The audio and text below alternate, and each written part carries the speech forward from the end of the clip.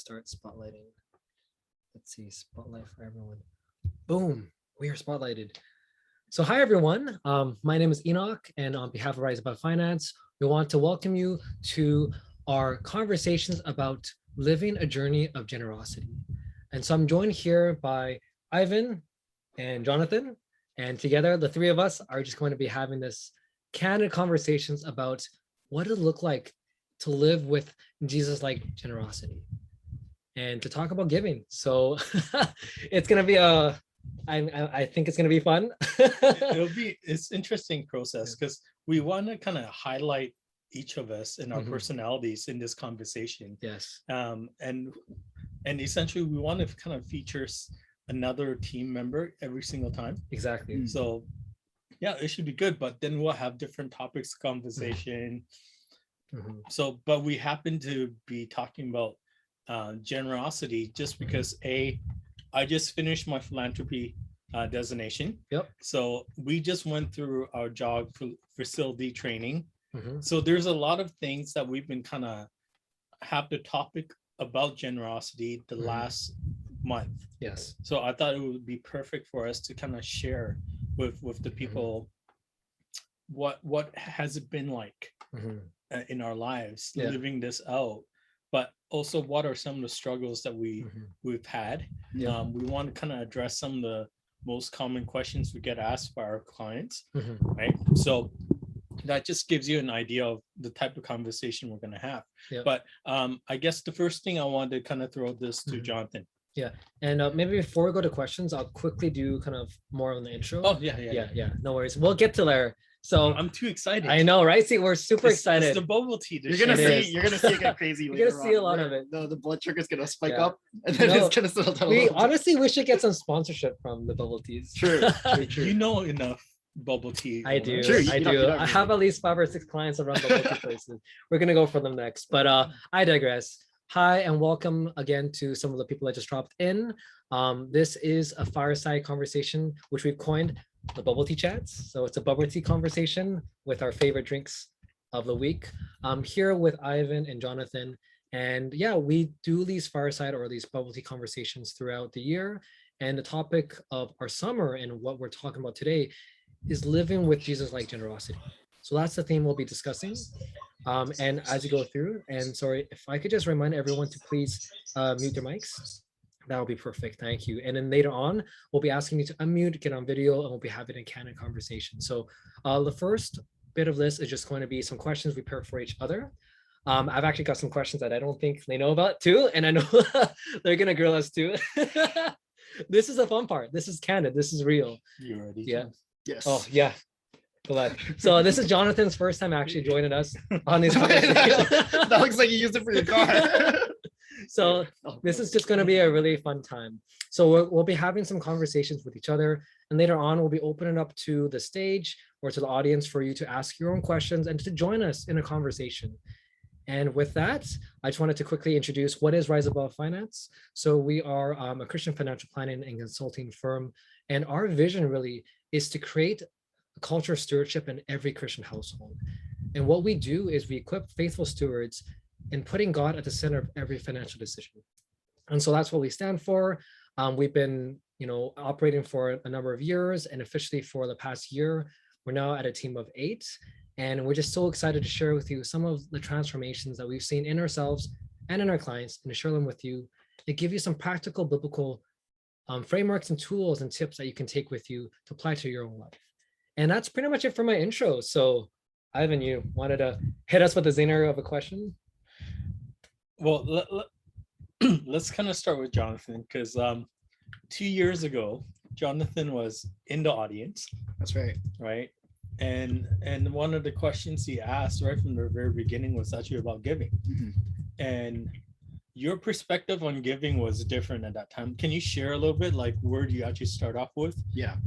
With that perspective, like 2 years ago? Yeah, you know what? That actually flows really well with introducing who I am as well. I may be a new face to a lot of you, and so expect to see me around. But just 2 years ago, I was actually in the audience seat. God was not in my life at all at that moment. I was still in school as well. I was finishing up my last semester. for criminology. Actually, I wanted to be a homicide detective for the longest time, and so I wanted to go to do the RCMP, climb up the ranks and then become this homicide detective. That was my life goal. But I was always interested in making money. I loved money. Yes. I thought I was good at investing, but at that time you could literally pick a random company to invest in and it would be up 20% that next week. So I had so much pride. I remember thinking I worked so hard for everything, and I was doing it really well. I was making tons of money, and I was really young. And so I went to this one conference, and it said something in investing or finance. I didn't even read the Christian part. It said Christian and finance, but I was like, okay, that's nice. Let's go see what the investing stuff is about. Yeah. So I go there, and this conference didn't actually talk about how to grow your wealth, but actually how to be a responsible steward of your wealth. And this is something I've never heard of before, but they were helping me shift my perspective a little bit. And I thought, this is really interesting. I'm going to challenge them. I think I'm a pretty smart guy. I'm going to ask this. And so I asked this question, and this is the question that Ivan wanted me to share. I said, in my situation, I think I can do a really good job of saving and investing my money now. And rather than giving today, I want to save this money, get to a point where I am a millionaire. And then at that point, I can give so much more. Why should I give money today? It just doesn't make sense, right? I think I said it less politely then. No, you did, and I called you out. Yeah. But we're good now. I'm sitting here now, but let's bring it back there. Yeah. And so I said that, and then, without even hesitation, the answer was just tremendous. Ivan said, if you're gonna tell me you can give $5,000 in 20 years, let's say, how can you promise me you'll do that if you can't give $5 today? And I was thinking so hard. You could probably see the gears just moving in my brain, trying to figure out a response, but I couldn't figure out a response. It just made sense. And so I thought, oh man, this guy's really wise. He knows what he's doing. And so I just remember thinking at that moment, I have so much to learn. My view on money, my perspective of giving, just the whole attitude around finance has been skewed. And it was skewed because my entire perspective and financial literacy really came from the worldly view. Everything was from me. God was not even in the picture at all. It wasn't a great place to be in. And so I remember I begged Ivan to have a coffee chat with me. During that day, there were other people who were even more qualified to even have that conversation with Ivan as well. But for some reason, he was willing to accept me on that coffee chat. So I remember we were sitting in, at first it was the share tea. That was the first conversation we had. And I remember going into that conversation thinking, I'm here to learn how to invest even better than what I'm doing now. So I had my list of questions made, had my budgets and everything was prepared. And I go into that conversation, I'm ready to open it up. But before anything, Ivan goes, where's God in your life? Do you remember that? No, yeah, of course. You were talking about like all these things that you want to do, and you were mentorship program that you're doing. You were loss prevention officer at that time. Yeah. You were running the martial arts or the grappling. That's right. Right. And you're saying, well, I want to do all these things. And I'm like, and I want to make a difference being an RCMP. And I'm like, I just remember asking, where's God in the picture of everything that you want to do? If you're, if you call yourself a Christian, like where exactly is God in that? Yeah. And the mindset was trying to get God back into your heart. Mm-hmm. Right. Mm-hmm. So yeah, essentially he asked me that question and I told him I have no idea. I'm not going to lie to this guy. He knows a lot and he's definitely wise. So I just thought, I'll be honest with him. I told him this. For some reason, I have this strange feeling. I bet you remember this. I had a strange feeling that I was on the fence about Christianity. For some reason, I could see really clearly I would not just tilt over to one side, but really absolutely landslide over to one side or the other, where it's just towards God completely or just away from him. For some reason, I just had that image. And I shared this with Ivan. And he told me, you know what? For some reason, and again, this still baffles me to this day, but I shared that with him. We continued our conversation. And you told me, for some reason, I think God's telling me that he wants me to tell you that I want you to join my team. And I remember thinking, just that makes no sense to me. No, it didn't make sense at all. Because, I was also praying against all the stuff that is bringing you to the other side, for God to take that away. You weren't aware that I was praying for you, right? So I was praying for clarity in your life, praying that you actually seek him out for wisdom, and that if it's a good fit, that you would be part of our team, right? Because I know that you were so excited about teaching people about financial literacy. Yeah. But I told you, you got to be careful what you're teaching people. So Yeah. you might as well learn the right things to teach them. Exactly. Right. So that's where I extended the offer to you, without talking to Enoch. Sorry about that at that time. He's All like, good. I've never heard this before. It's all good. We went with it. With it. But because the giving aspect needs to transform your heart first. Yes. Right. Can you share a little bit of experience about what happened with you and Chris? Exactly. So this leads perfectly into that section as well. Before I can even talk about really how I learned about the principles of giving, essentially what happened from that conversation and the conversations onward, I explained to Ivan, before he had another workshop that I wanted to attend to, there were a few weeks in between.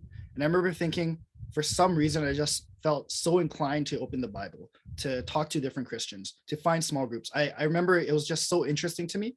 And every morning I would just wake up and I was just so excited for that, for some reason, right? And so I remember asking my own youth pastor, my Christian friends, even my non-Christian friends, have you been praying for me? And every single one of them, they all told me, I love you, but not gonna lie, I haven't been praying for you. So I don't know what's going on in your life, but something's going on. And then I attend the next seminar with Ivan speaking. I told Ivan, hey, something's been happening. I don't know what it is. And then Ivan goes, what do you think I've been doing for the past couple of weeks? And so that was it, just the power of prayer. Ivan and Enoch, these two individuals, they both absolutely changed the way I look at really the world. They introduced God to me. I thought I knew God growing up because I grew up as a Christian, but I really didn't until really this point. And so with this, ultimately, I decided that I wanted to have a relentless pursuit for the truth, and to build that relationship with God and really build that personal relationship and really get to know him on an individual level. That was kind of my main goal at the time. And, I was just learning these different concepts. And just like that, the timing was quite insane. I let go of the RCMP dream. I let go of I was working also as a district manager at the time. I could have been a martial arts instructor, all these things. It just didn't make sense. God really wasn't in the picture at the time. And so I remember thinking, it seems like this is where he's calling me. I'm going to let go of everything here, trust in God, and take my steps towards this way. And the way I took it was essentially, I think I put way too much value into my work. And I put so much value in my status, in the different networks I had. And so God had to show me that this isn't actually where I want you to be. Sounds bizarre, but I want you to be here. And then a very wise person told me, God qualifies the unqualified.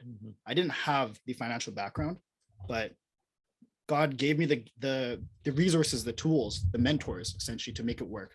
And then I think I'm in the perfect place today. But talking about the massage therapist, essentially what happened was, I had this conversation with Ivan. I had many conversations with Enoch and other just Christian mentors and whatnot. And I remember thinking, okay, what are the next steps for me? What am I supposed to do? I don't actually still have the love or the joy of giving just yet. I get the concepts and I want to pursue God, but how do I go about actually making that real in terms of giving? And so this is another crazy story.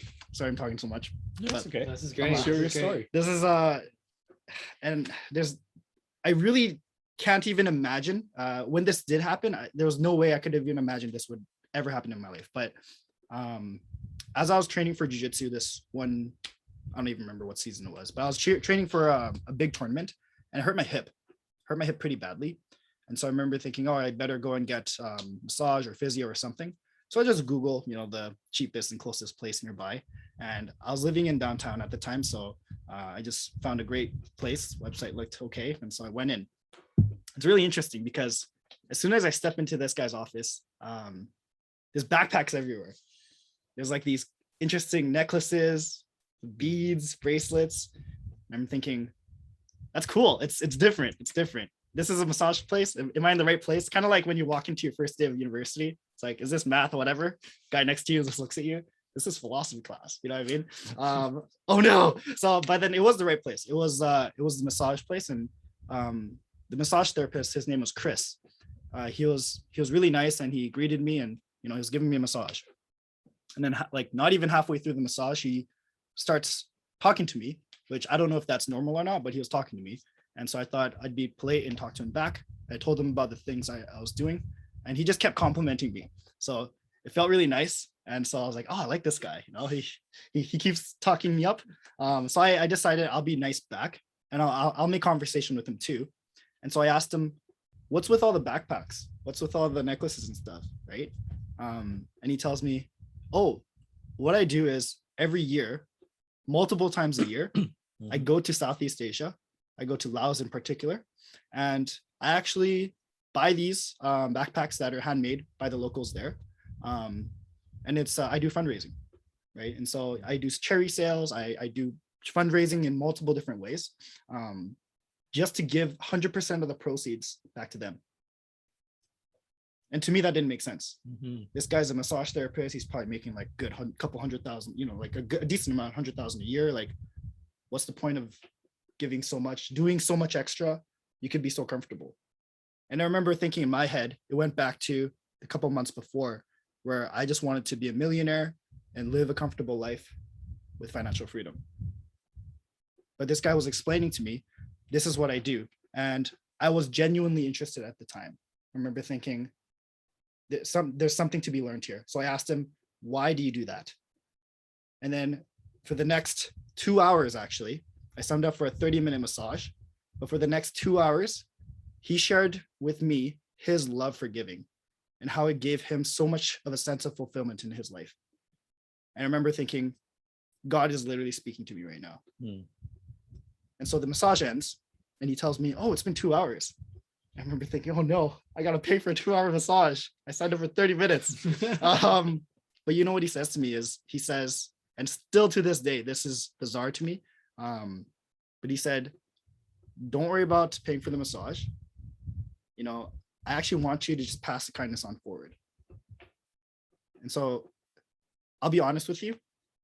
This was the first time he said it, and I just took it and I ran. I remember thinking, I got a free massage. Yeah. I learned a great lesson, but I got a free massage. But funny enough, my hip started hurting again the next day. It was not better. I thought it was better, but it was not better. And I couldn't compete. Because you ran. Yeah, maybe that's why. I had the money in my pocket. It was weighing me down. And so I remember I took that and then went back to him, right? And this time I was like, I'm definitely gonna pay, obviously, right? I'll pay double. And so I went to him, and again, same thing happened. Gave me that 2-hour massage, and the conversation went right to giving. And I kept learning new things over and over again.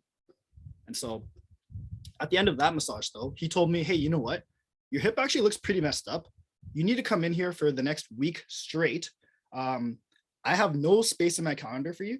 But what I'll do is I'll actually open up my shop early at 6 a.m. for you. And again, don't worry about paying. Just pass on the kindness forward. I remember thinking, what is going on? But essentially what happened was every single day I walked into this guy's office, and I was just transformed through his conversations, him sharing his joy of giving, his different stories of the impacts that he made. He just changed my perspective, because $1 here you can spend on a pack of gum, let's say, but $1 there goes such a long way. And he was actually giving me these stories, these specific stories of how $10 made a difference to a person's life. And I remember thinking that never actually struck me until he described it with so much detail and with personal testimonies. And so that's what really got me. I remember thinking that was like an angel talking to me through, God was talking to through that individual to me, and he just changed my heart, right? It started off as a spark with Ivan and Enoch, and these different people were introduced in my life. And then my whole perspective of giving had changed. And so essentially what happened was I left that week, and I decided, if I do decide to go into this industry, there were some tremendous people who helped me see the joy of giving. And I can also see how it's something that's able to give me joy, but also create this lasting impact. And so I decided in my lifetime, I can give a certain amount of dollars. Yeah. But what if I could help other people see the joy in giving, and then create that ripple effect that way? Where let's just say I can only give $1 million in my lifetime, where I work really hard and I'm able to give and be generous, but I can share this story, these lessons with other people, right? That became my life calling. What if I could influence another person to give $1 million in their lifetime? What if they could impact another 10? And just like that, that was my goal. Yes. And so it's important for me as an advisor to understand people's goals and where they're striving for.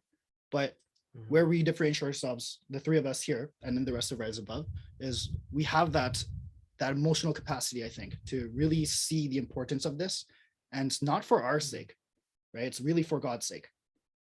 And then I was able to start having those Bible studies and actually look, wow, this is all biblically rooted. It makes so much sense. You know, we're designed in the image of a generous God. No wonder it makes us feel so good. Well, let's say, speaking of generous God, right? So essentially, Jesus was God's gift to us in the form of generosity. But let's talk about the receiving end, right? You went through that whole process with Chris, and you were the recipient of the gift. How did it actually make you feel to be like the person that actually received the gifts, right? Oh man, when it comes to expectations, let's say it's your birthday and you receive gifts. Yeah, it's nice, but we gotta be honest. You kind of expect it. Yeah. You tell your mom, thank you for helping raising me. You let them talk a little bit, and then it's, oh, by the way, I really wanted this. You know what I mean? But let's just say, you walk into, I can't think of an example, but let's say you walk into a massage therapy clinic, and you're expected to not get a free massage. You're not expected to get this brilliant life lesson that's biblically rooted that will ultimately change the way you look at the world. So there's no expectations there. And because of that, I think that was also God just knew exactly the timing and then the context too, right? He knew what it took for me. And so that's why I also know it's so clearly it was God. It was impossible. The circumstance was just too improbable, right? And also I'm a very logical person, so I needed to have a very strong emotional sort of a lesson or experience for me to feel convicted or convinced. But yeah, going into that and then just receiving that, there's really no words to describe it. And my goal is to ultimately help other people experience it. That's the best I can say. Yeah, for sure. Yeah, amazing. Yeah, thanks so much for sharing that, Jonathan. And what you might not know is when we first met Jonathan 2-3 years ago, he is not the same person he was today. No, definitely not. No, and yeah, and just so you know, Jonathan is one of our newest advisors that joined. His heart is there. His servant leadership is just intact, and it's amazing to see just how much of a generous heart he has. But like when I first met you, you're just like, no man, you're gonna like hustle, and like we were doing it financial plan. And I think you're like, yeah, I'm gonna like hit like 3 mil, or you keep going up, and then I'm just like, great. So where's your tithing? Where's your generosity? And you're like, oh, whoops. And even having that conversation today and just hearing some of your updates in the store, I think what's phenomenal is just the joy. And I think that's kind of why we want to talk about giving. It's, it's not just out of obligation, but we're called to be cheerful givers. And what does it look like to be cheerful? And I'm curious on this one, and I'm just going to throw this out here, but, at what point in time did giving become cheerful for you? Oh, right. Okay. So here's the questions I did not prepare, but I'm throwing them out at you. Okay. So this is what I've always said, right? Giving is like a muscle, right? I remember like when I first started going to the gym, or when I first started running, it was painful. Like I would go to the gym, right? I thought I'm doing well. The next day, can't move any muscles at all, right? Just because that muscle has never been used. But after you've been exercising that muscles for a period of time and you strengthen it, there's times where I enjoy going to the gym, right? Just for the purpose of knowing that I'm making myself stronger. But let's just say in the area of giving, so this is what had to change in my heart in order for me to have joy in giving. if I held on to money very tightly, which I did, right?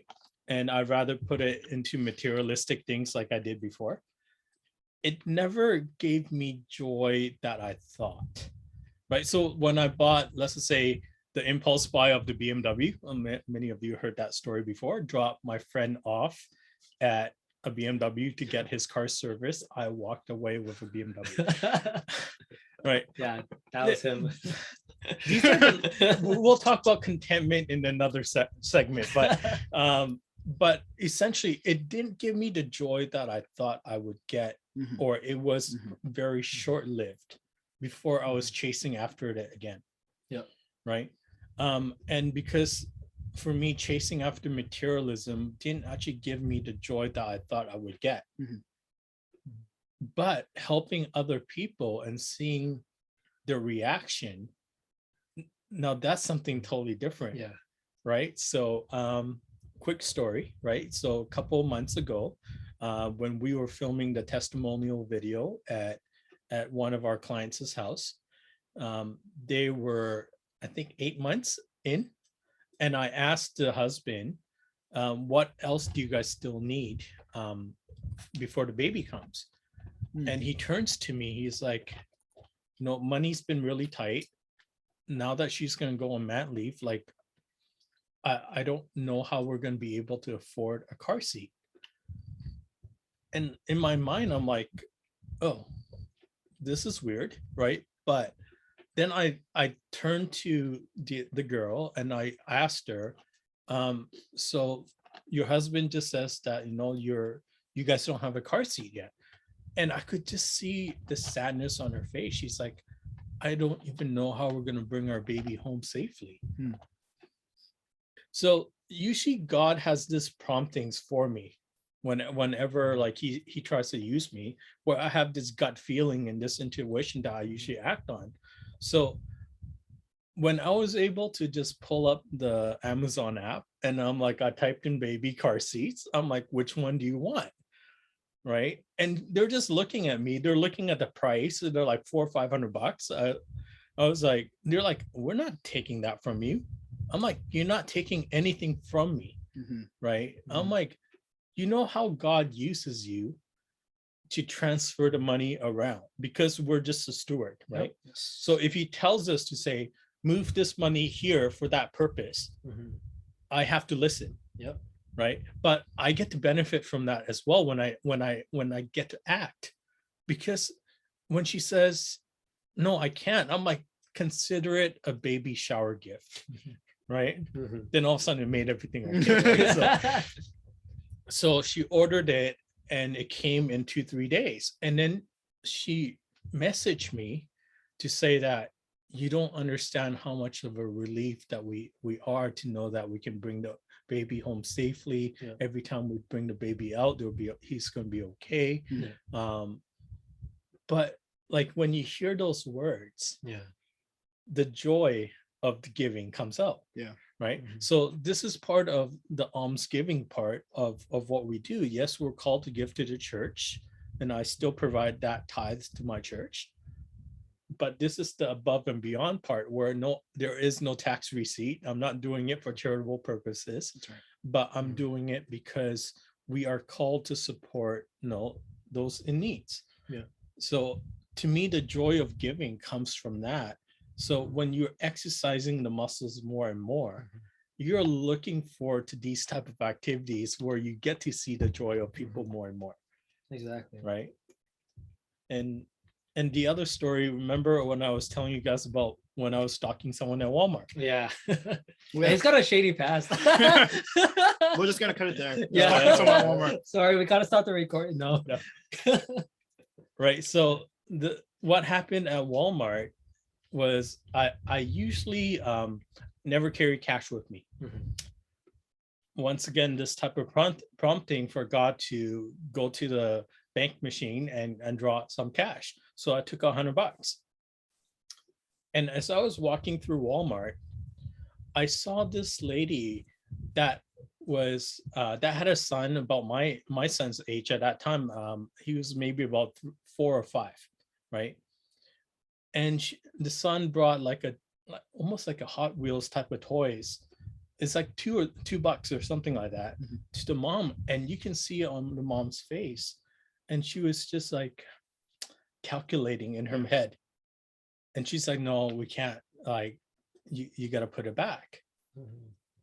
That's when I knew that, okay, God wants me to do something here, but I didn't know how to respond to this, right? Yeah.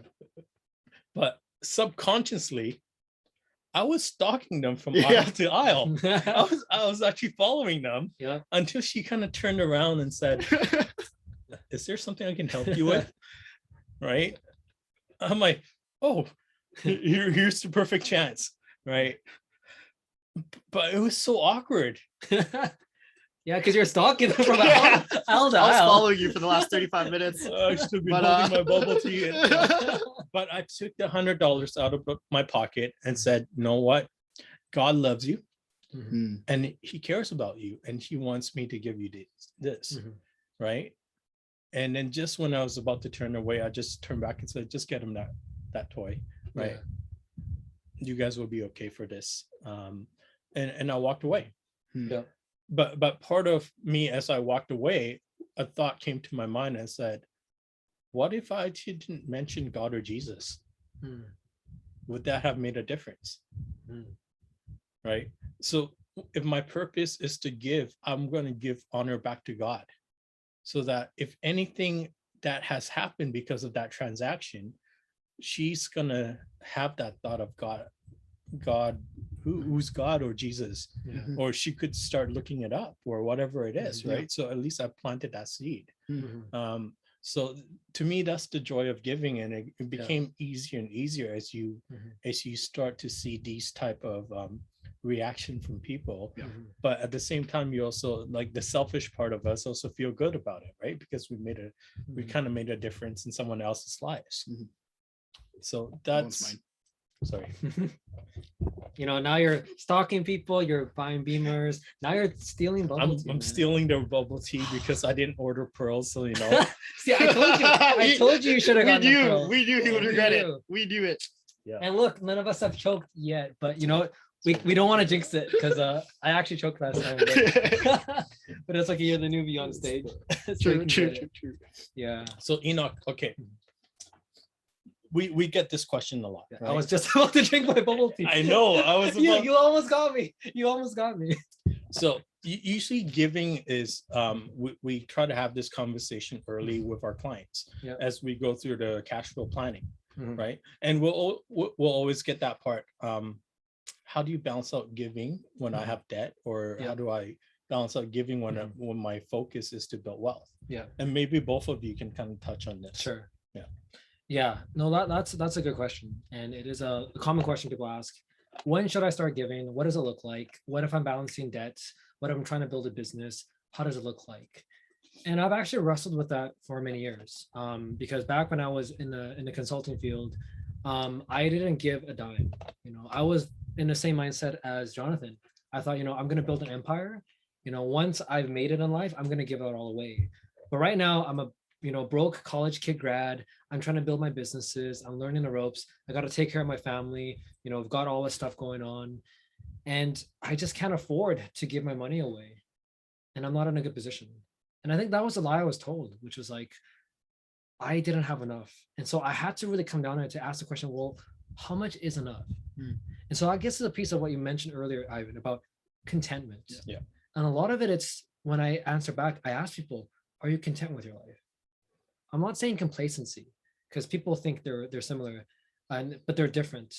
Complacency is when you just are stagnant, but contentment comes at a place where everything's okay, or even if things aren't okay, what foundations you're at. And for me, I never had that. I never really had the peace until I came to Christ. And after giving that, I was like, wow, I'm actually full of that peace. But that didn't carry over to my finances.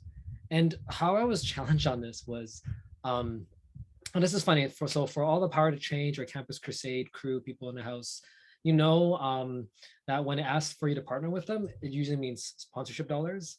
And so I always knew that, so I always avoided the conversation. I'm like, oh, cool, I'll sponsor you, but just call me back another day. But this one time, I thought, what? Just drop by my office, we'll talk. And they came in my office, and it was one of my friends about to go to somewhere in East Asia to go on a trip, a missions trip. And I heard them out, and I thought, like, you're doing amazing things. Like, I feel like I want to give to you. So I check my wallet, I look at her, and I said, yeah, I'm gonna give $30. And she's like, whoa, okay, $30 a month. I'm like, no, here's $30. Okay, bye. Peace out. And like, I remember, I was so proud of it. yeah, I was so proud of it. I was like, yo, I just gave $30. It's like 6 bubble teas. And then like that night I went across to like the Kick for happy hour. I spent $50 on food. All Right? Like that was like my lifestyle. And I remember just like, and I didn't even think anything of it. I thought like, wow, like, I gave, I'm good, pat on my back. The moment I started getting convicted was when I started getting people sending postcards in the mail. And so usually what they do, it's they'll send a letter to say, hey, this is what's going on. Thank you for your contributions. And as I added up the postage for all these postcards, the postage was more than what I donated. So I was like, oh my goodness, like, who am I? Like, and I just felt like really just ashamed of myself, thinking, wow, like, if I'm not even able to give something this small, like, how am I supposed to be able to give? So similar to Jonathan's point. And then I started to pray, and I said, hey, God, like, I'm just a selfish guy. I have so many ambitions. I want to get it myself, but I need your help because I don't want to always be selfish. I want to be a cheerful giver. I want to be a man that is known for his generosity, not for his wealth. And that was a change. And it was slow change, but the next person that came around, I contributed $30 a month for reals, and then 50 a month, 100 a month. And then I had more people coming. And so this one year, I remember it was the 5th person that came into my office. And as she walked through the door, she sat down and I said, hey, I've already heard your pitch 4 times. I've already committed to those 4 people. And here's my check. Like, all the bank information is there. I've already committed to you. I've already prayed for this. I've already confirmed this amount for you. Don't waste your time with me. Go to the next person. And it was just that amazing moment where I can't say it's my own self, because I never would have gone to that point, but it was because God created that change in me. And then from that point onwards, it was always giving. And I'll share with you one last story before we grill Jonathan on some of the stuff, which was to answer kind of one of the questions. It's, we talk about giving cheerfully. Yeah. And I posed a question earlier to say, hey, when did you have the moment where giving became cheerful to you? The flip side of that, it's, how do you continue to be a cheerful giver when life is falling apart? Yes. So that's going to be the question I'm going to be asking you, Jonathan. And I'm going to share with you one quick story on this point. What happened with this one is that, and I'll get a bit candid with you guys. So a number of years ago, my younger brother, he's actually here right now, Luke, he was diagnosed with brain cancer. And so, thankfully he was healed from that, but it was a huge ordeal in the family, and it's caused a lot of financial stress and everything. And I learned a lot about, how to not manage finances, because none of us in our family had financial background or the proper things. And so going forward, I knew I never want to be in this place again. I never want anybody to be here. So we're going to do everything we can to make sure our finances are okay and our clients. And then lo and behold, last year, it was the week before Christmas, and my brother gets a call from the hospital. And the doctor said that, hey, you're actually diagnosed with cancer again. And this is his 3rd cancer in the past 10 years.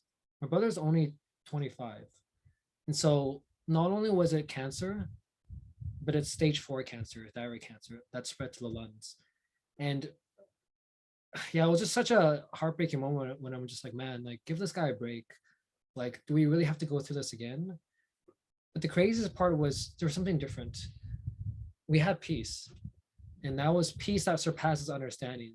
Like, and everybody would always say, like, how do you guys have that peace in your life? How are you able to still smile and, and to live your lives? I'm like, I don't know. By all sense, I want to hate the world. I want to curse it, but I don't. I feel love. And I remember this one moment, I was talking to my brother, and it was getting ready to go for a 2nd surgery. And these are big 8-hour surgeries to remove like everything from the neck. And he was going to make a post, and I was helping him look it over it.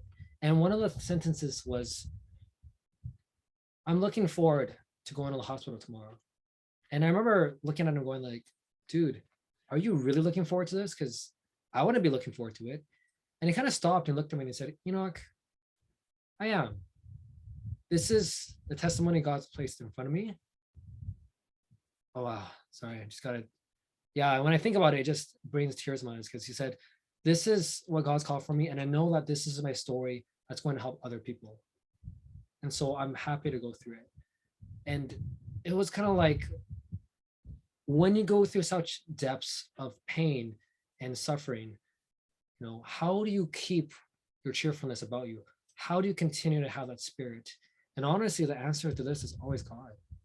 And that month, to kind of bring it back to the finance conversation, the next few months, we actually didn't make any money in our company because we had just transitioned from our other firm.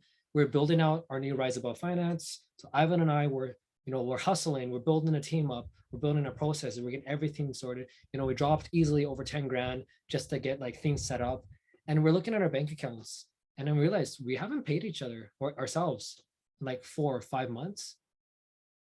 Yet our giving was more than we ever gave.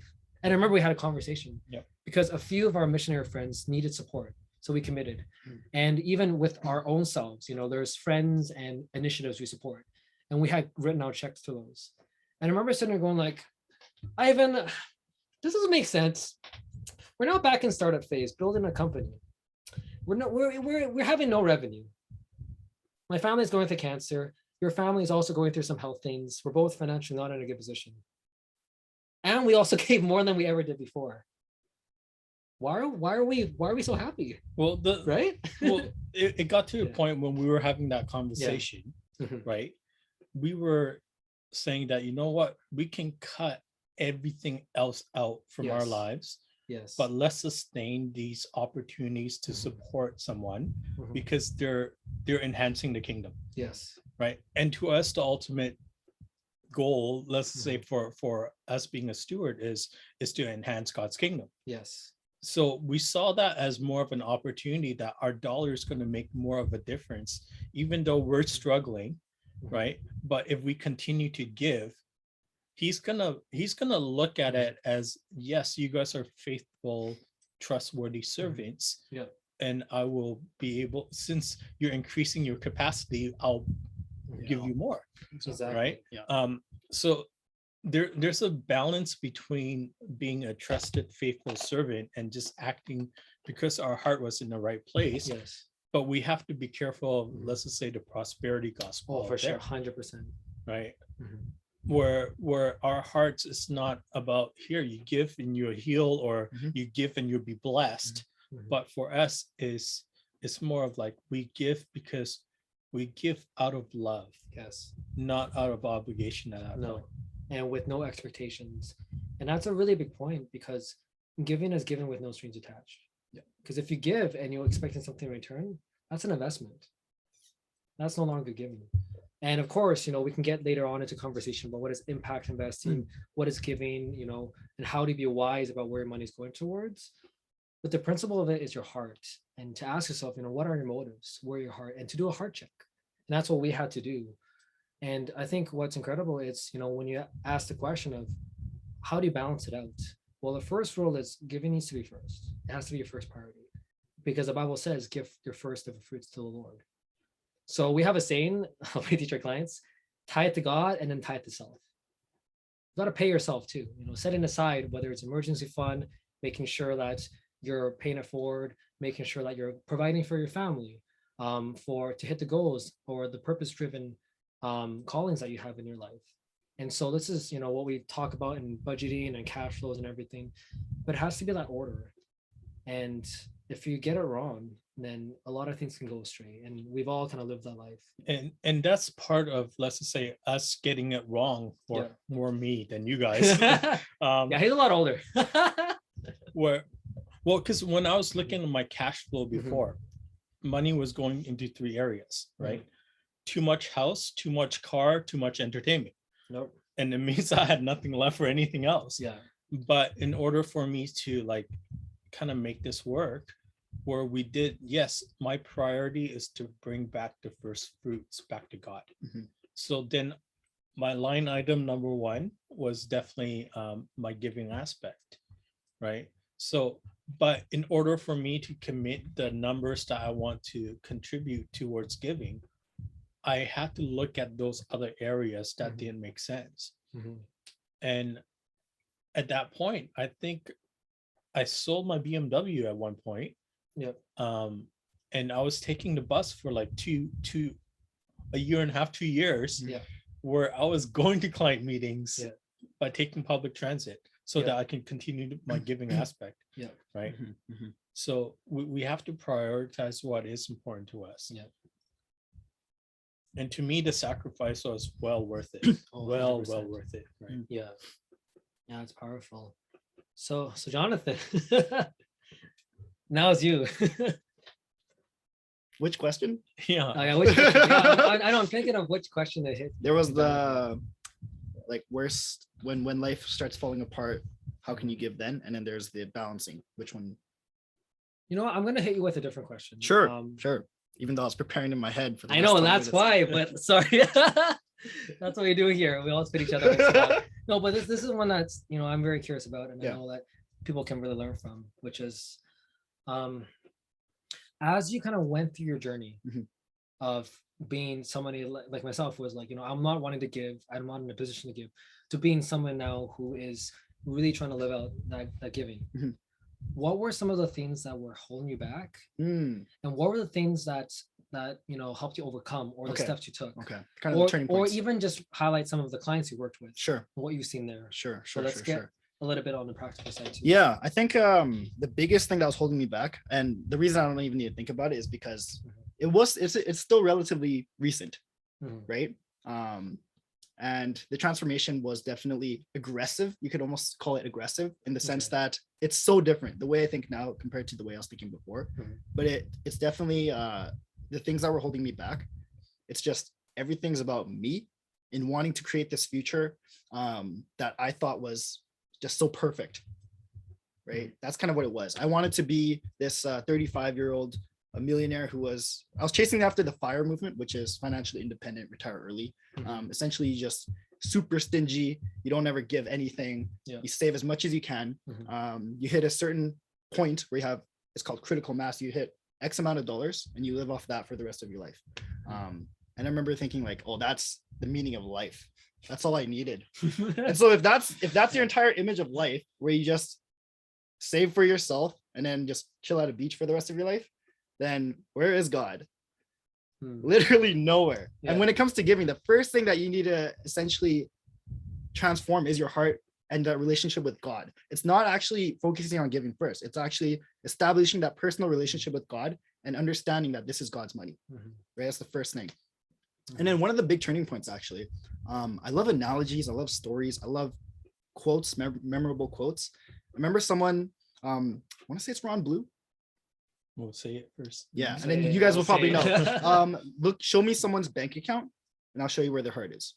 It's, that's all of them. It's a lot of It's that. all of Ron them. It's all of Blue, them. Randy Alcorn. Yeah. Okay. Robert Morris, All of the above. I remember looking at that that. and I remember thinking, well, the big turning point obviously was the prayer that That's mostly coming from the Bible. Just yeah, the Bible, right? Yeah, exactly.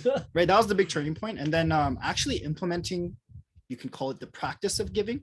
I remember quick story actually. I remember there was this one situation where I wasn't in a terrible place, but I also hadn't been making money it was like 3 months, and my emergency fund was close to draining. There were a few things that I really wanted to do, but there was a friend of mine and she came to me and we would have these calls and she was just talking to me about how difficult her life was at the time. And it was clear that she needed professional help. Like I didn't have the capacity to help her. It was mental illness, right? And yeah, I just remember thinking, there is someone who I could definitely refer you to. Up to this point, all I can do is listen for you.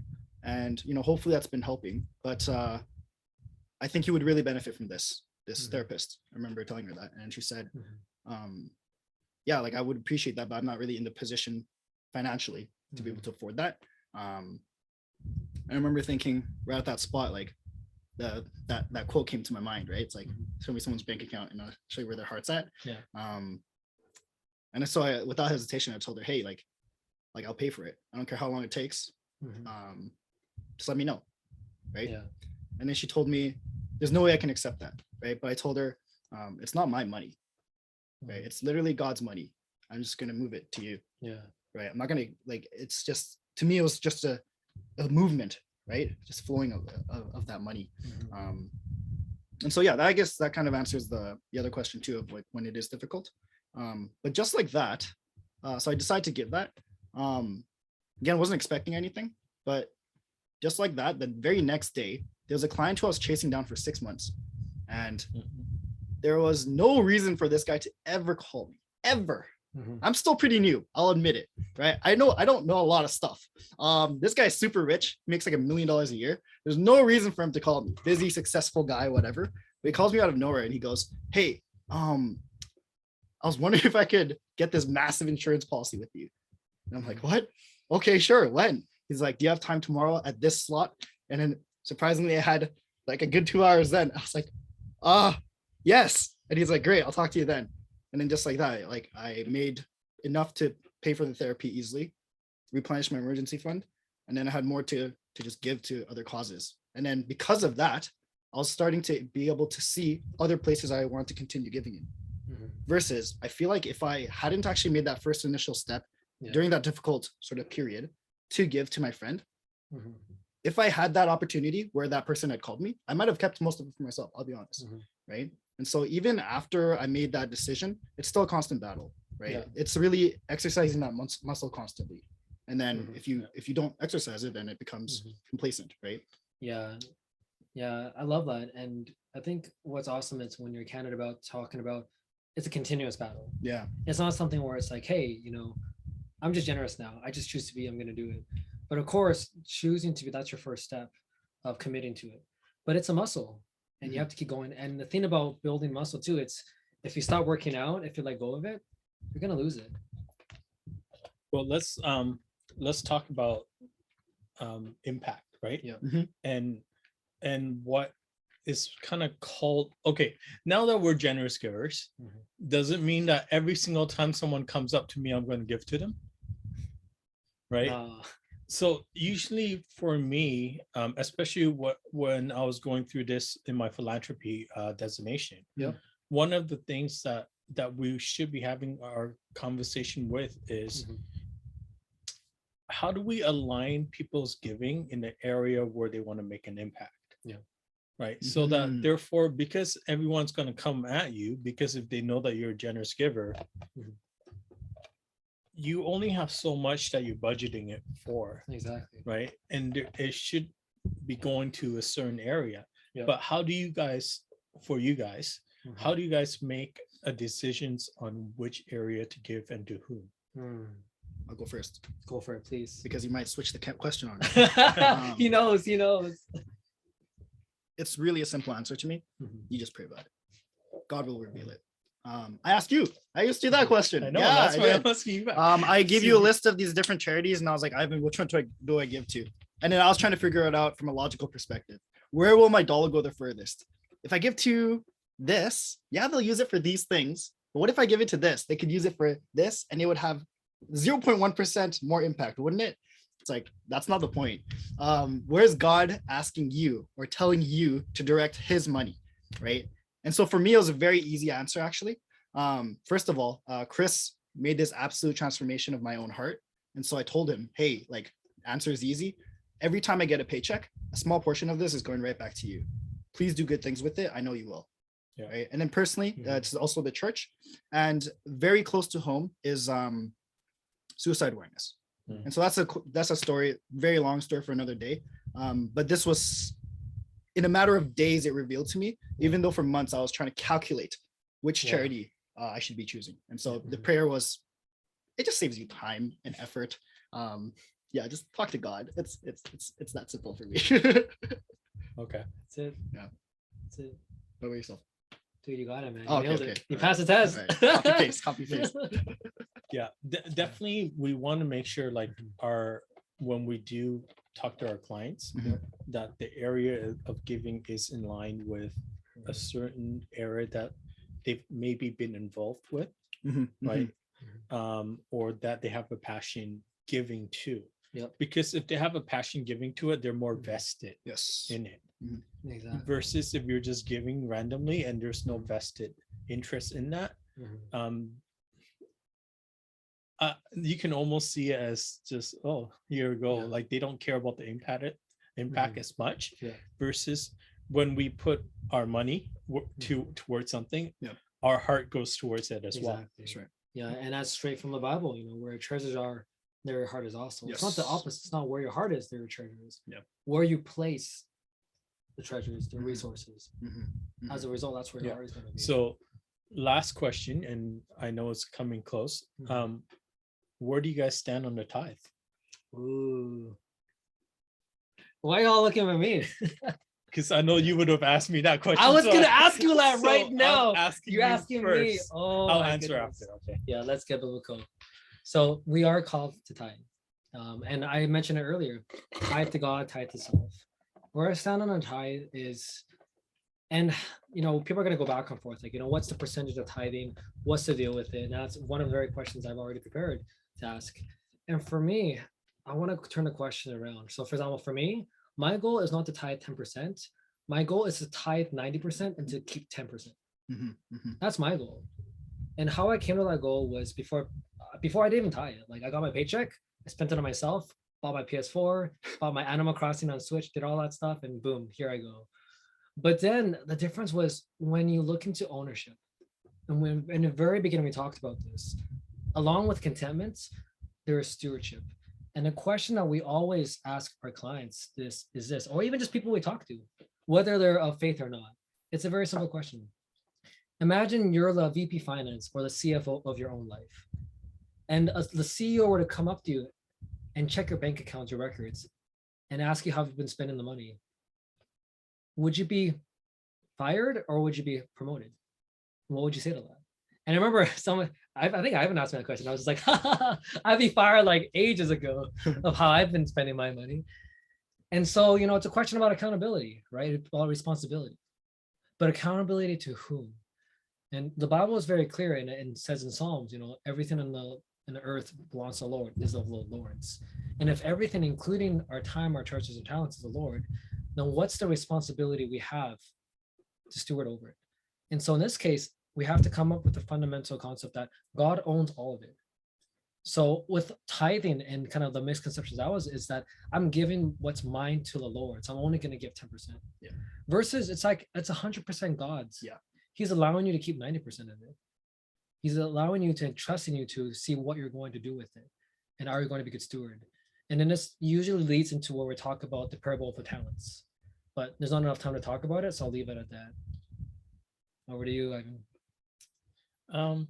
Tithing is, to me, if God owns it all, Yep, is his way of testing my heart, right? There's going to be the arguments of under the law versus we're free of the law. But regardless of what the law is, like, how come Jesus didn't talk about it much? It's because they were all tithing at that point, right? So there wasn't much of an argument or discussion because they're all doing it. Yes. But Jesus's expectation is always to be more, to deliver more, right? Like even says, if you even looked at someone with your eyes, or like with another girl with an eye, you already commit adultery. His expectation is that much more for us.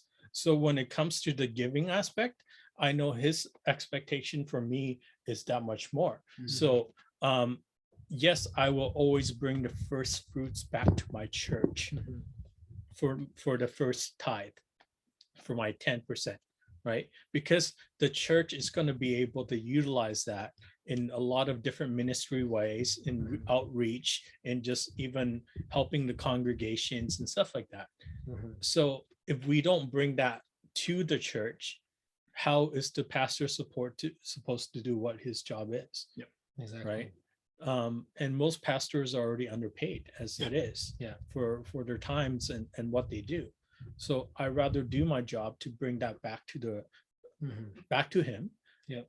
And said, this belongs to you anyways. I can't give what doesn't belong to me, so I can bring it back to you. Right. And then you guys can do whatever you guys need to do to enhance God's kingdom. So that's where I see my opinion on where I should stand with the giving aspect with the tithe. I don't have to, because if under law I don't have to, but I want to. Exactly. And that's the key difference. We're not under legalism, we're under grace. Yes. And it goes back to I want to because I love Yes. God, right? I want Yes. to obey him Yeah. because of it's not obligation, it's No. love. Yes. So I would do whatever it takes for me to enhance his kingdom. And if that means to spread the money through the church and bring that back, then I'll do it. Yes. Right. But the only like Malachi 3:10 when he said, test me on this. Yes. Right. And that's the first time I actually, like, it never says test me on this in any other part of the Bible. If anything, it says you shall not test your Lord your God. Yeah. Right. Yeah, it says that. So what got me into tithing in the first place was when I was going through all those financial issues and stuff like that. Yeah. I had $2,000 left in my bank account. Yeah. I was like, okay, God, I can feel God is calling me to bring $1,000 into his house that week. I'm like, okay, I have no money coming in the next little while. I have a $10,000 obligation of expenses that I need to pay in the next month. Yeah. No idea where that money's going to come from. I'm like, okay, I might as well bring it back to God's house instead of giving it to creditors. But That's I was not financial advice we're giving, but I was thinking of you know what, I was in such a desperate mode at that point. I was testing God on it. Right. And a similar situation. Yeah. A client that I've been working with that disappeared all of a sudden called me back the next day and said, oh, remember that insurance recommendation for my company that you wanted? Let's implement it. Down to the dollar of how much I owe for the next month was provided. Dang. That's down crazy. to the dollar. Yeah. And I said, I'll never test God in anything else ever again. Wow. And I'm going to be a faithful tither from that point Wow. on. But it was that type of life-changing experience that allows me to Yes. kind Gideon of move 2.0. forward it. Yeah. Yeah. Thanks for sharing that.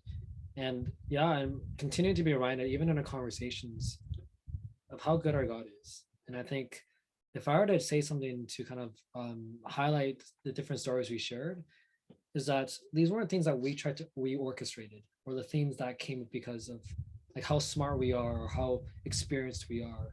Because frankly, a lot of our experiences and our wisdom, earthly wisdom, got us in trouble. Yeah.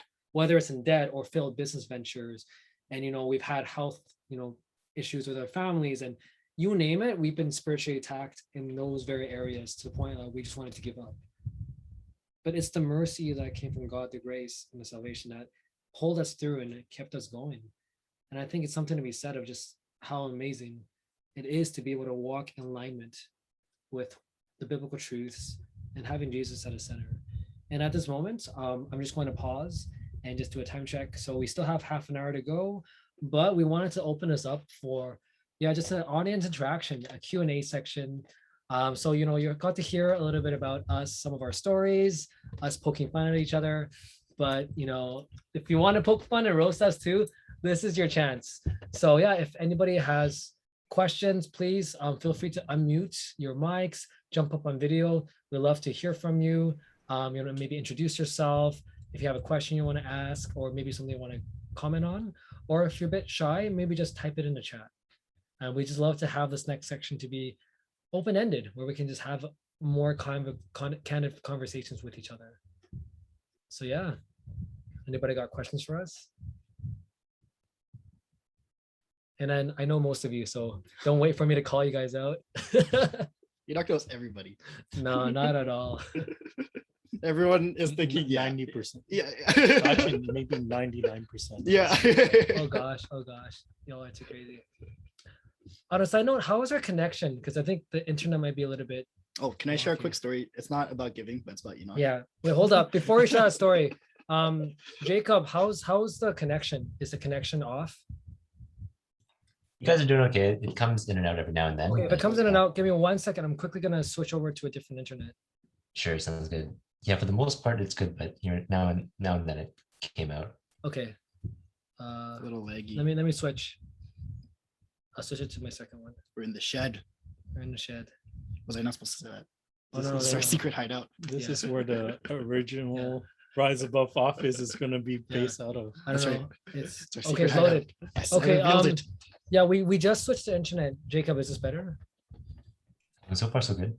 Okay, I guess you'll see later. Okay. But yes, Okay. you. Oh So- wait, you had a story to Yeah, share. yeah. So Enoch is denying that he's not famous. There was this one time we were walking Oh downtown. gosh. One time? Every Every we time I come- walk downtown, and I'm sure Oh. 90% of the people here could relate to this. If you have Enoch by your side and you have to somewhere to go, you're not getting there. you expect to be late. You're getting there 2 days later. Yeah. And Not like, that bad. yeah. Okay. We had a client meeting coming up, and we're just going to grab something quick to eat downtown. We were almost late for the client meeting, and we didn't even grab our lunch because he was talking to someone every like 10 steps or something like that. Enoch! Enoch! Is that Enoch? Like, I just got to the point like, I'll just see you at the Oh office. gosh. and then you just stand there. And then, I introduced. I was like, "Yo, this is my Yeah, friend." nice to meet you. And then they're talking, and you're just like, Yeah, we're just standing there. Like, okay. That, Yeah. that yeah. goes to you saying, no, I don't know. Okay. Anyways. Okay. We got that.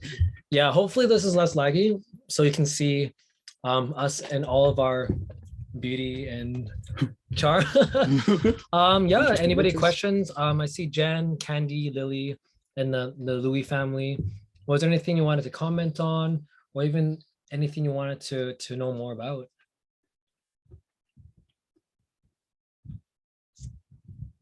Or anyone really. Callista, I'm looking at you. There's Esther Huaping.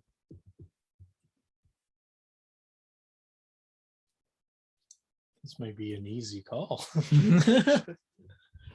I'll make it more difficult for you guys. You spoke Oh. too soon. There's Jennifer. Hey, Jen. Thanks, Jen. um, Love you. love you guys You on too. us. So how can we be an example to people that haven't met the Lord yet through our finances, but still, like, I remember Jonathan mentioned the story that, like, once you start being a giver, sometimes people will hit you up kind of pretty regularly. So how do you be an example but still use giving wisely? How do you balance that? Great question. Who wants to start? Okay, you guys are both looking at me, so I'm like, We did it. when I'm in that type of position, I want to give because it's going to help them in some way and not going to be providing them when they're too lazy to do something or can't do anything about it, right? So if I'm going to give to help them out, I look for ways to provide provisions so that they can learn how to fish themselves, right? So if, let's just say, one of my friend is struggling with something, and I know that, okay, why don't you look into a certain course or a curriculum, right? So then I'll be more than happy to pay for that. Then once they're done that, they're able to sustain some sort of income coming in for themselves, right? So I rather provide that type of provision for them. But at the same time, for those that aren't Christian, it allows them to look into my heart in a certain way where they know I'm doing it because I care for them and I'm doing it out of love instead of like that you're taking advantage of me or something like that. So but it also gives me a chance to always follow up with them and say, hey, let's go for a coffee, let's go for a chat, and just kind of slowly get to know them. It gives me opportunity to build a relationship. And once the relationship's built, they usually always ask us, or at least me, about how do you have so much peace, right? Yes. How do you have so much contentment? Why are you guys so happy doing? You guys are working your butt off, but what you guys seem so happy doing it. And this gives us a testimonial moment for Exactly. us to share. right? But it's usually relationship building, and it's usually to help them advance in some sort of form. Mhm. Yeah, and Awesome. Thank you. thanks, Jennifer. Maybe to add into this too, Ivan shared a story about when he he was stalking some women and her child at Walmart.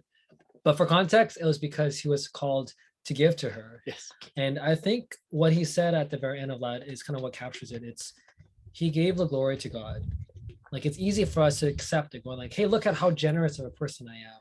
You know, I'm giving all of this. Mhm. But that's exact same problem that was found in the Bible with the Pharisees and Mhm. the people that were giving lavishly and generously.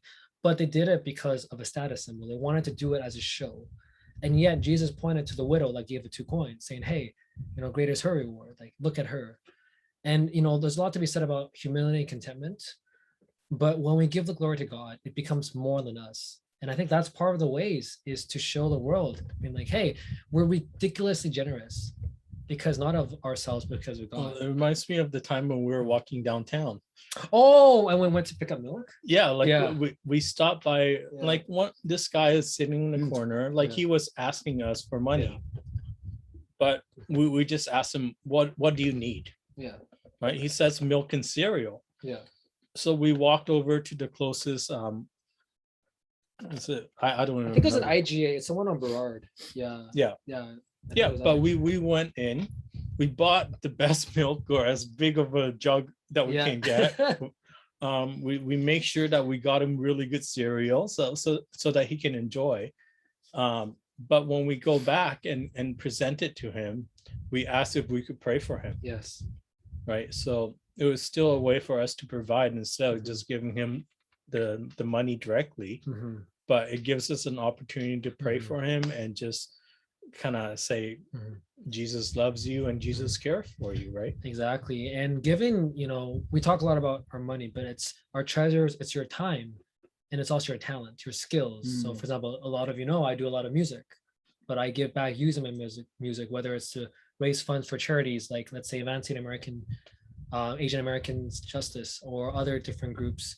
And part of it is also, you know, where you spend your time in. So Mm. I think a good example of it is Jonathan's life. You know, you volunteer a lot, you help out a lot, and you always, you know, use the opportunity to share about your faith as well. And people notice a difference in your character. Like I noticed it, my brother noticed it, we all noticed it in you. And even some of our clients were, you know, we had one client who said, you know, they'll get back to the church when they want to. And when we asked them, do they want to go mission trip? They said maybe. And then last year, or no, 2 years ago, right before COVID, we were having a review with this person, and he said, yeah, like I'm giving to these missionaries, and I just signed up to go to Japan on a mission trip. And another client, she went from what, giving 5% to 30%. Yeah. Yeah, Like, she was an outlier. That's an outlier case. I challenged her, right? She says she wants to be a giver, but she didn't know how because there's all these things that always comes up. Yeah. And she feel like she wouldn't have her security Mhm. if she was to give all these things away.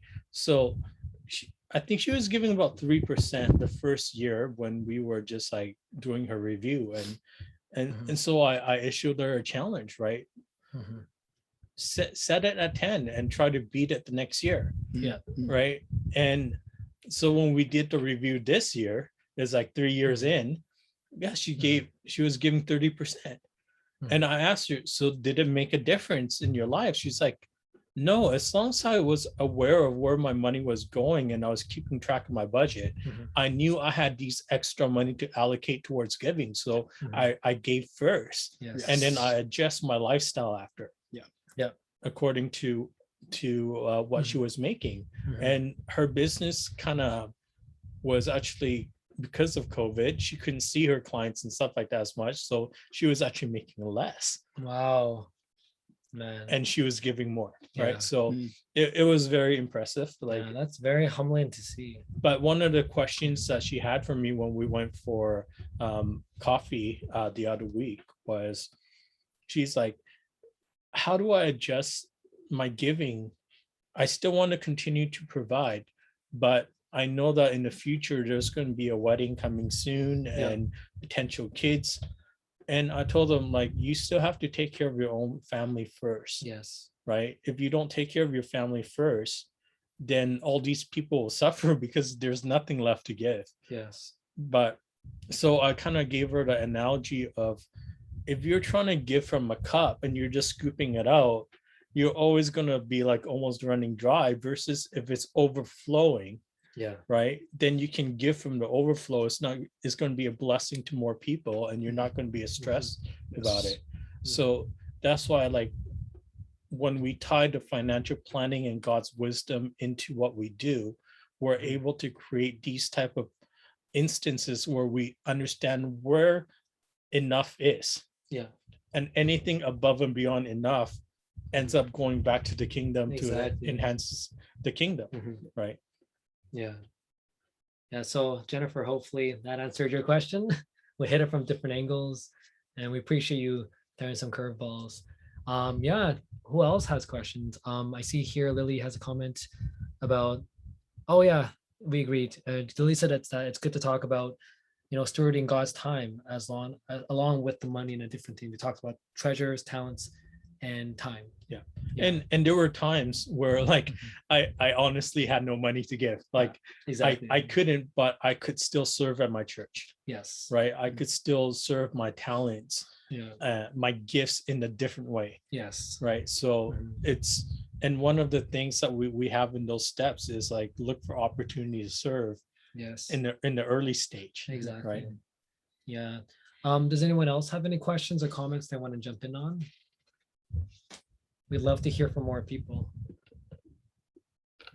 Maybe Anne-Mary, Jacob, if you want to jump in with anything. And I know Jason, I know I'm calling everyone out. I'll just keep going down the list. So you do Sure, know. I have a question. There's Jason. Hey guys, so I don't anticipate myself giving $100 to strangers anytime soon, but Why not? Oh, Why not? Just kidding. Yeah, just kidding. We wish you were here with us right now. I'll just be on the hot seat. Yeah. But how do you get clients? Well, I guess maybe people in general to be comfortable giving to strangers, because I feel like that's something that kind of is stigmatized itself, especially in city life, like giving to those who aren't kind of in your life. Okay, so if we go back to Jesus's example, where he's talking about the Good Samaritan, right? He's like, which one of these did better?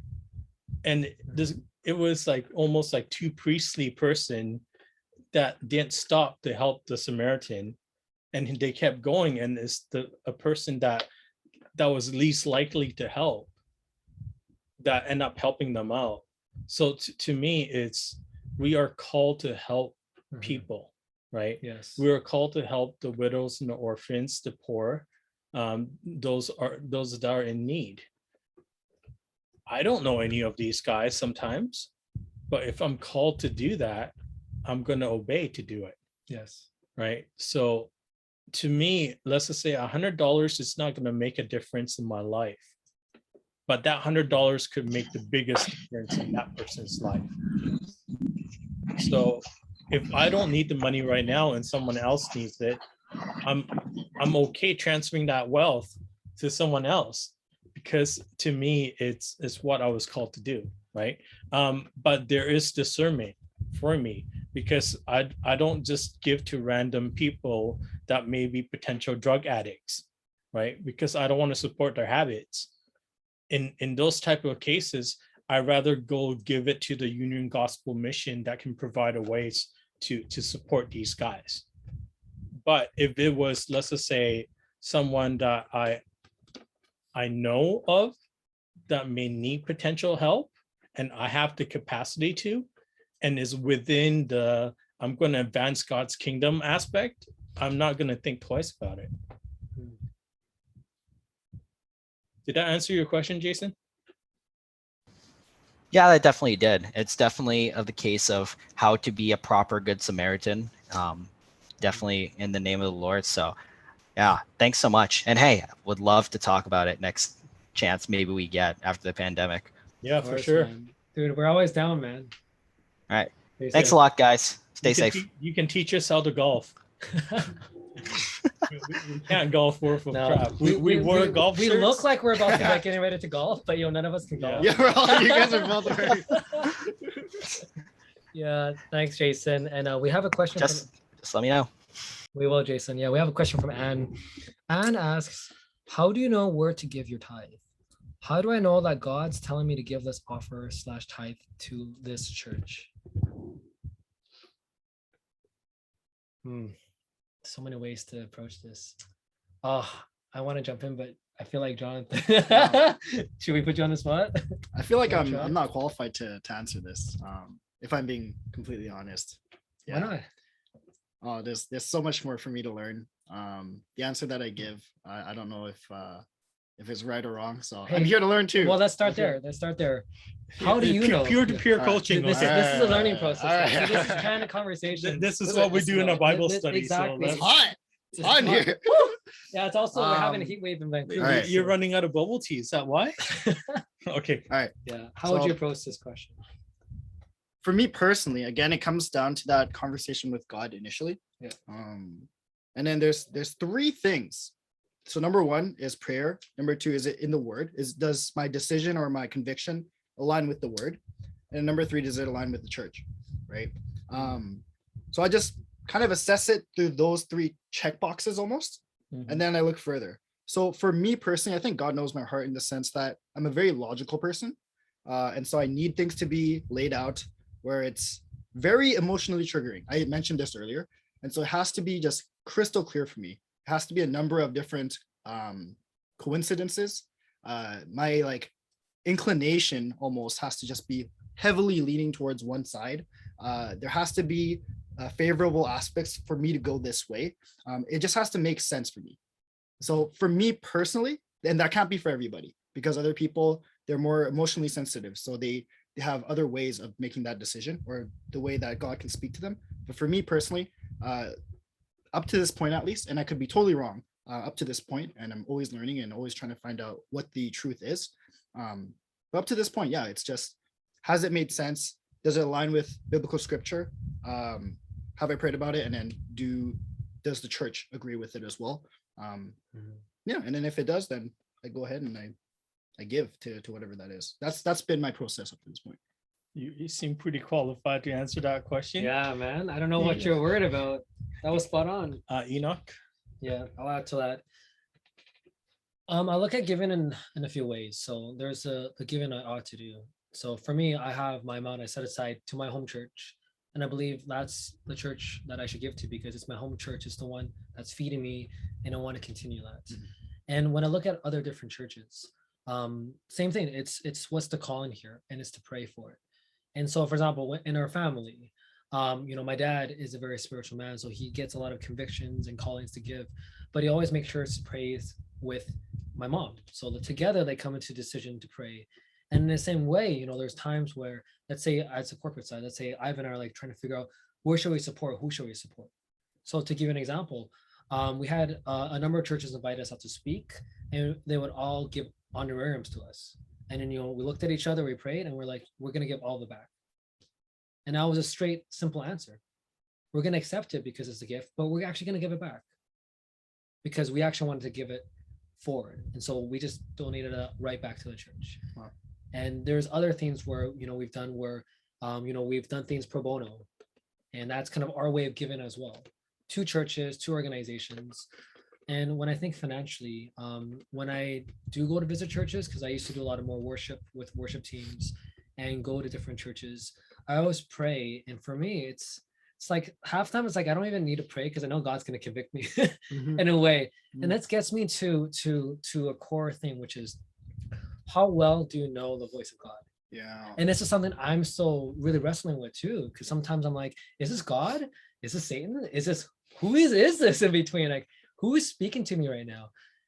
And one of our pillar verses is Romans 12, verse 2, which says, do not conform to the patterns of this world, but be transformed by a renewal of your mind, so that by testing you can discern what is the will of God, his perfect, his pleasing, his acceptable will.